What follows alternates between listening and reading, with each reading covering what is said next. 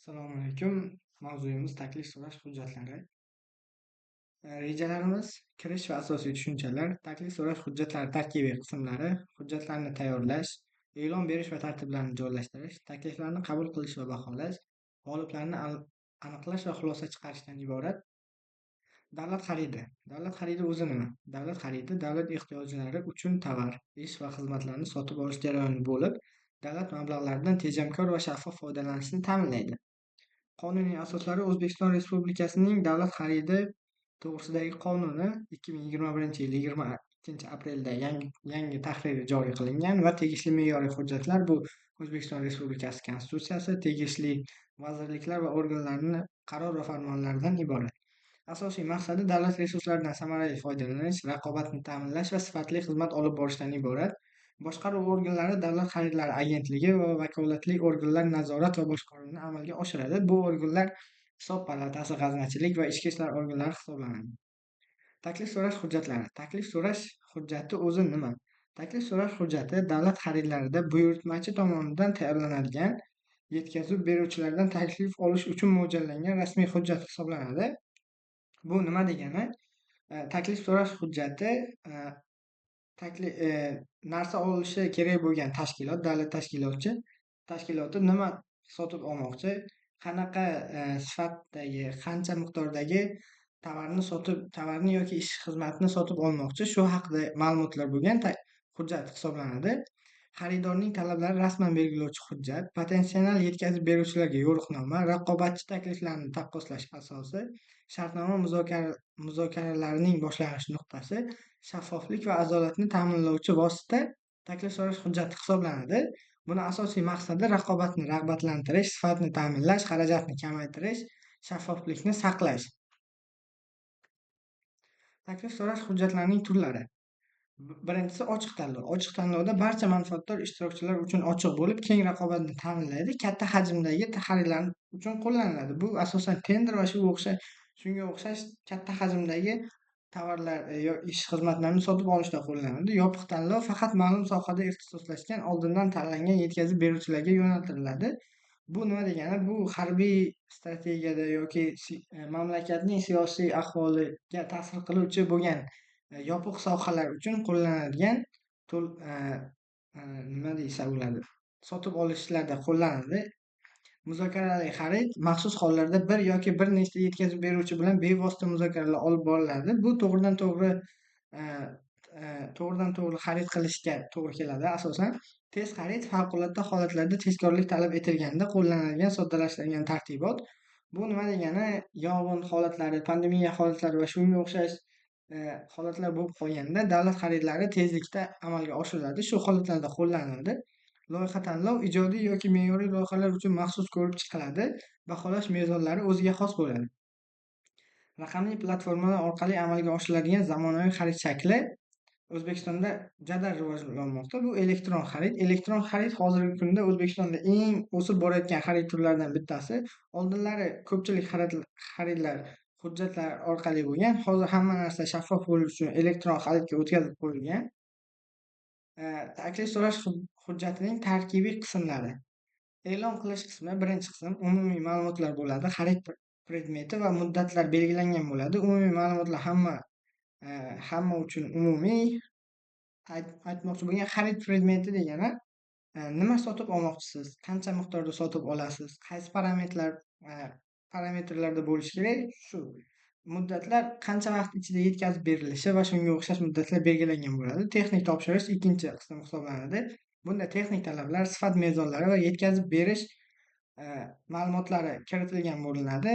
Texnik talablarda o'sha olinayotgan tovarni parametrlari birma-bir ko'rib chiqilgan bo'ladi. Ishtirokchi talablari bu o'sha davlat xaridida ishtirok etishi mumkin bo'lgan yuridik yoki jismoniy shaxslarni qanaqa talablarga javob berishi kerakligi ko'rsatib o'tiladi. Malaka talablari qanaqa bo'lishi kerak, moliyaviy barqarorlik qanday bo'lishi kerak, bu sohada tajribaga egami, ega emasmi, shunga shu va shu kabi tenderlarda oldinroq ishtirok etganmi yo'qmi, o'shani ko'rib chiqadi. Takliflarni tayyorlash, texnik taklif, moliyaviy taklif va qo'shimcha hujjatlar 4-qism hisoblanadi. Baholash mezonlari Ballik tizimlar og'irlik koeffitsentlari va solishtirish usullari orqali ko'rib o'tiladi. Shartnoma shartlari, umumiy shartlar, maxsus shartlar va to'lov tartibi haqida ma'lumotlar berib o'tilgan bo'linadi. E'lon qismi qanday bo'ladi? E'lon qismi xaridni aniqlash, xaridorni aniqlash. Tashkilot nomi, manzili, aloqa ma'lumotlari, bank rekvizitlari va vakolatli shaxs ma'lumotlari berib o'tilgan bo'linadi.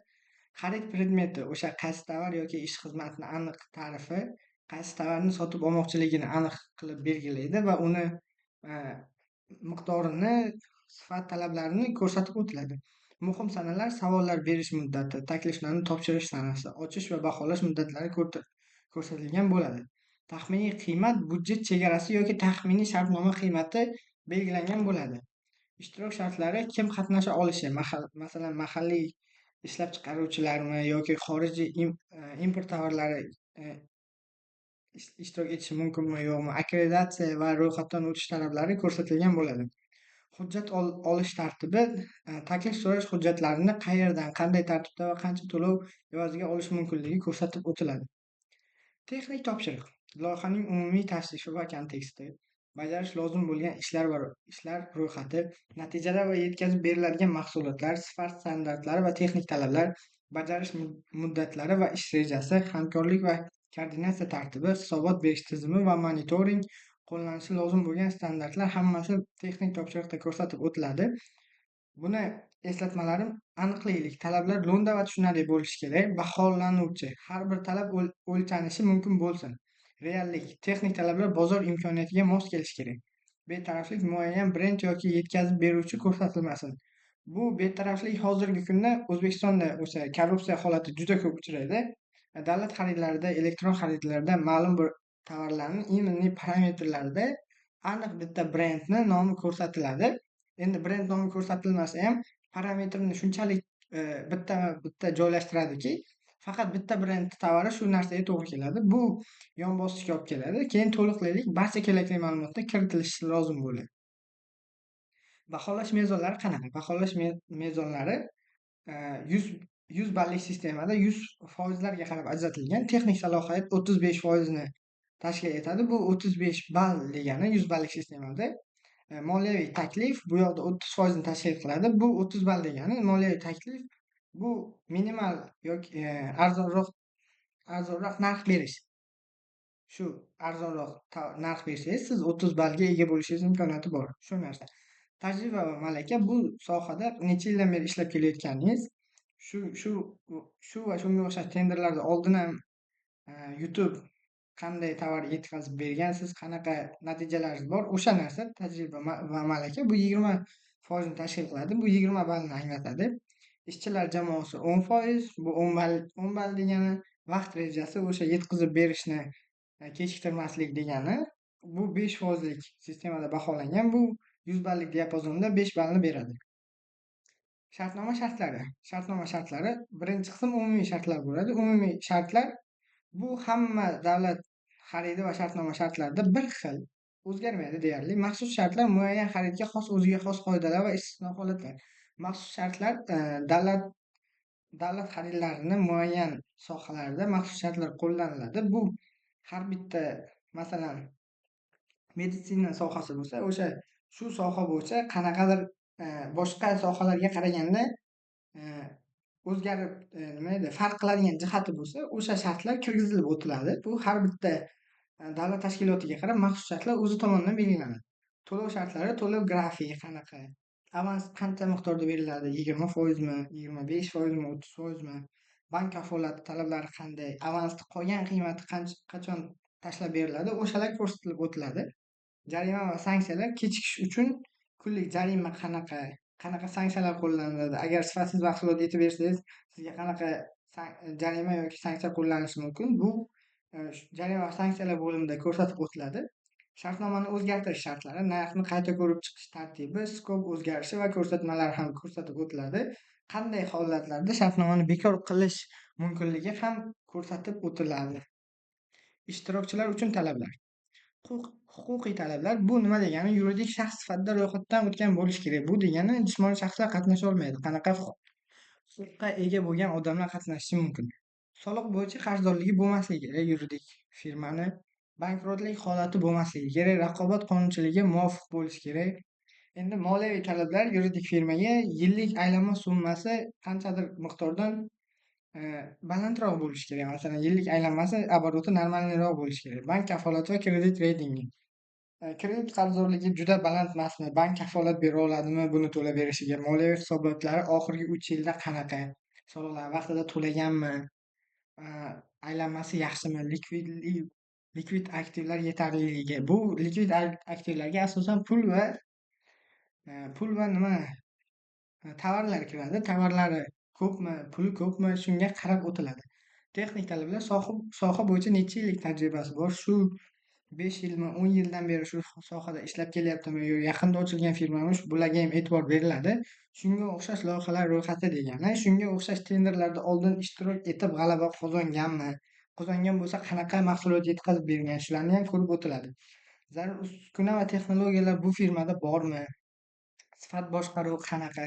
Sertifikatlari, masalan, meditsina sohasida sertifikatlari ko'proq bo'lishi kerak. Bu shtobi ertaga iziga javob bera olishi kerak, shunaqa tovar yetkazib bersa.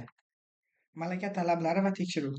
Taqdim etiladigan hujjatlar ro'yxati, davlat ro'yxatidan o'tganlik guvohnomasi, soliq to'lovchi sifatida ro'yxatdan o'tganlik guvohnomasi, o'sha 3 yillik auditorlik hisobotlari, bank muassasalaridan moliyaviy holat ma'lumotnomasi, tegishli litsenziya va sertifikatlar nusxalari, shunga o'xshash loyihalar bo'yicha shartnomalar, xavfni baholash bo'yicha deklaratsiya, shu kabi ma'lumotlar bo'lishi kerak. Malaka tekshiruv bosqichlari, hujjatlar to'liqliligi, asosiy mezonlar, texnik baholash, moliyaviy tahlil, yakuniy qarorlardan iborat bo'ladi. Moliyaviy hujjatlar va kafolatlar. Tender kafolati. Tender summasining 1 yoki 3% miqdorida bank kafolati ishtirokchining jiddiyligini ta'minlaydi, yutqazgan ishtirokchilarga qaytariladi.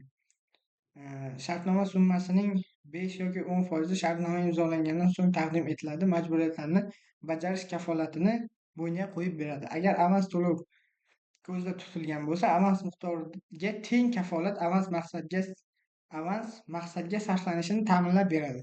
Moliyaviy taklif shakli, narxlar jadvali belgilangan shaklda barcha to'lovlar alohida ko'rsatiladi, o'zgartirib bo'lmaydi. Narxni asoslash, ishchi kuchi, material, transport, umumiy xarajatlar va foyda ulushlarini alohida ko'rsatuvchi breakdown hujjatlar. Moliyaviy taklif alohida muhrlab yopiladigan konvertda taqdim etiladi. Ochilish vaqtida protokol tuziladi. Texnik taklif tuzish qoidalari. Texnik taklif ishtirokchining kompaniyasi, jamoasi, metodologiyasi va ish rejasini ko'rsatuvchi asosiy hujjat. Kompaniya taqdimoti, tashkilot tarixi, tajribasi, shunga o'xshash muvaffaqiyatli loyihalari, mijozlar maktublari va rekomendatsiyalari bu odsiflar degani. Texnik yondashuv, metodologiya va konsepsiyasi, innovatsion yechimlar taklifi, sifatni nazorat qilish tizimi, ish rejasi, bosqichma-bosqich jadval asosida muhim belgilar, xavflarni boshqarish rejalari, mutaxassislar jamoasi, guruh rahbarining CV va tajribasi, asosiy mutaxassislar ma'lumotlari kabilar kirgizib o'tiladi. Taklif so'rash hujjatlarini tayyorlash bosqichlari. Birinchi bosqichda ehtiyojlarni aniqlab olish kerak. Masalan, o'sha subyektga nima kerak o'zi? Xarid obyektini belgilash, texnik talablar tahlili, budjetni aniqlash.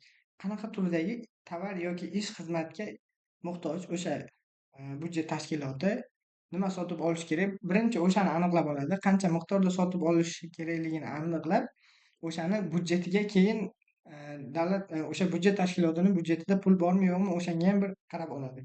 Keyin bozor tadqiqoti. O'sha olmoqchi bo'lgan tovarni potensial yetkazib beruvchilarini o'rganib chiqadi, bozor narxini baholaydi.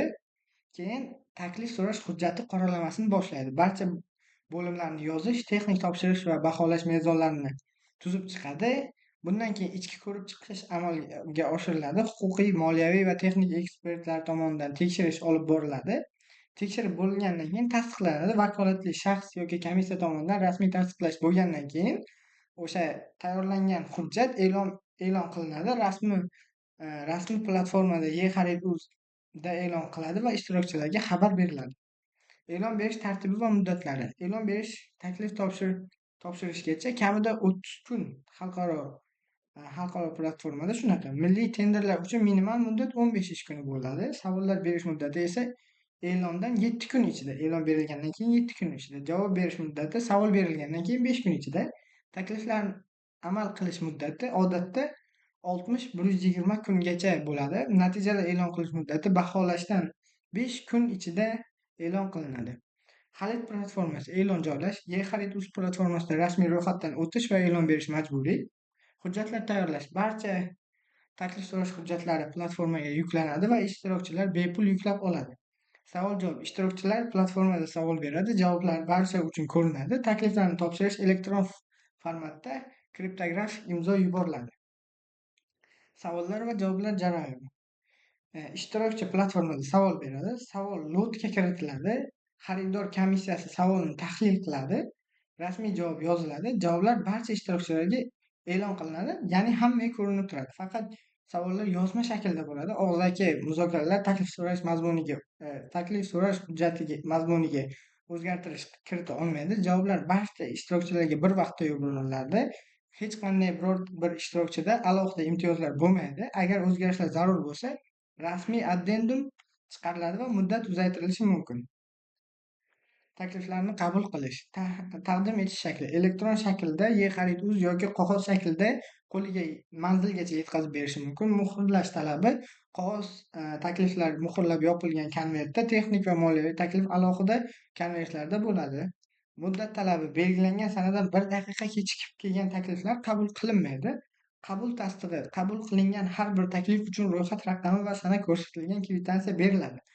Kechikib kelgan takliflar, to'liq bo'lmagan takliflar, tendersiz takliflar, malaka talablarini bajarmagan takliflar, bid bond taqdim etmagan, imzosiz yoki muhrlanmagan takliflar, majburiy shakllar to'ldirilmagan, maxfiylik buzilganligi aniqlangan takliflar qabul qilinmaydi umuman.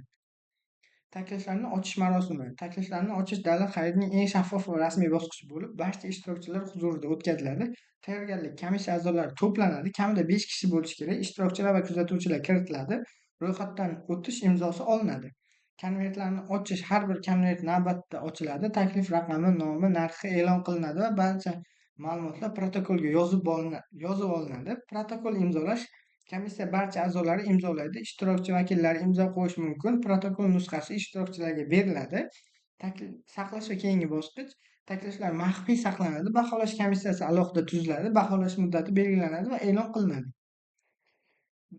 Takliflarni baholash jarayoni. Dastlabki tekshiruv, to'liqlilik va muddatlar tekshiruvi, majburiy hujjatlar mavjudligi, asosiy talablarga muvofiqmi-yo'qmi o'shalar tekshiriladi. Malaka mezonlari ko'rib o'tiladi. Ikkinchi bosqich texnik baholash. Texnik yondashuvni baholaydi, jamoaning malakasi, loyiha rejasi va metodologiyasi va shunga o'xshash tajribalar ko'rinib chiqiladi.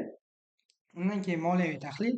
Moliyaviy tekshiruvdan o'tganlar, narxlar arifmetik tekshiruvi, ball tizimi moliyaviy ball, umumiy jami hisoblashlar ko'rib chiqilgandan keyin oxirgi bosqich yakuniy reyting, texnik moliyaviy ball yig'iladi. Eng yuqori ball g'olib hisoblanadi. Tenglik bo'lganda qo'shimcha tahlil komissiya qarorining protokoli kuzatiladi.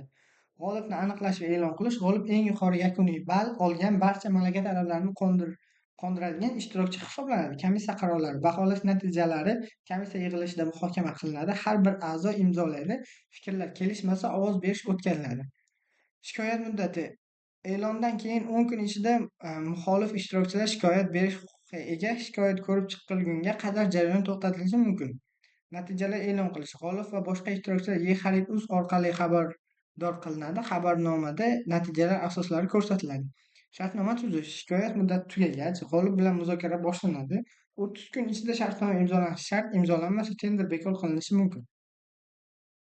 Shartnoma tuzish jarayoni. G'olibni aniqlangandan so'ng g'olib bilan dastlabki muzokaralar boshlanadi. Birinchi kunda 3-5 ish kuni ichida shartnoma qoralamasi taqdim etiladi. 7-10 ish kuni ichida ishtirokchi o'zgartirishlar bo'yicha fikr bildiradi. 12-15 ish kuni ichida shartnoma matniga kelishiladi. 18-20 ish kunida performance bond taqdim etiladi. 25-30 ish kunida shartnoma rasman imzolangan hisoblanadi. Shartnomada albatta bo'lishi kerak bo'lgan narsalar: tomonlarning to'liq ma'lumotlari, yuridik manzili, INNsi, bank rekvizitlari, xarid predmetining batafsil ta'rifi, jami shartnoma qiymati va to'lov jadvali, sifat kafolatlari va qabul qilish tartibi, yetkazib berish bajarish muddatlari va shartlari, kechikish va sifatsizlik uchun jarima mexanizmi, nizolarni hal etuvchi tartibi, Force major holatlar ro'yxati va tartibi, shartnomani bekor qilish shartlari va tartibi, amal qilish muddati va yangilash imkoniyatlari ko'rsatib o'tiladi. Keng tarqalgan xatolar. Texnik topshiriqda noaniq talablar, muddatlarni noto'g'ri belgilash, malaka talablarining haddan oshishi kuzatiladi, lekin bu raqobatga to'sqinlik qilmaydi unchalik. Baholash mezonining noaniq ifodalanishi, muayyan brend yoki yetkazuvchiga ishora, savol-javobni barcha bilan ulashmaslik esa raqobatga ta'sir qiladi lekin. Xulosa nima? Taklif so'rash hujjati qonuniy hujjat hisoblanadi. Barcha talablar aniq va qonunchilikka mos bo'lishi zarur. Mezonlar oldindan belgilanishi kerak. Baholash mezonlari e'lon qilingandan keyin o'zgartirilmaydi. Shaffoflik jarayonining har bir bosqichi ommaga va nazorat organlariga ochiq bo'lishi kerak. Sifat va tejamkorlik eng arzon emas, eng qimmat ham emas, eng yaxshi narx nisbati g'alaba qozonishi kerak. Adolat va teng raqobat, hech bir ishtirokchiga imtiyoz berilmasligi kerak. Barcha bir xil ma'lumotlar olishi kerak. Doimiy takomillashish, har bir tender jarayonida saboq olib, keyingi taklif so'rash hujjatini yaxshilash kerak.